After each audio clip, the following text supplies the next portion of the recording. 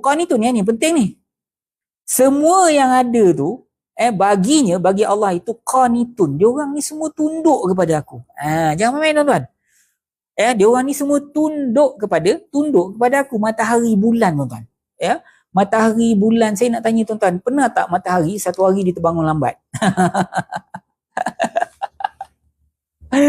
Tiba-tiba kan kita bangun-bangun kan tengok matahari, mana pergilah matahari, tak terang-terang, rupanya matahari hari tu dia bangun lambat. Pernah tak? Tak ada kan? Tak ada tuan-tuan. Bulan lupa timbul pada 15 hari bulan, tak ada. Sebab apa tuan-tuan? Kullulahu qanitun. Dia orang semua tu taat pada perintah aku. Qanitun maknanya tunduk kepada perintah aku. Jadi maknanya tuan-tuan tengok kalaulah tuan-tuan, kalaulah andai kata bulan ataupun matahari tu dia langgar perintah Allah, dia tak jalan ikut paksi dia,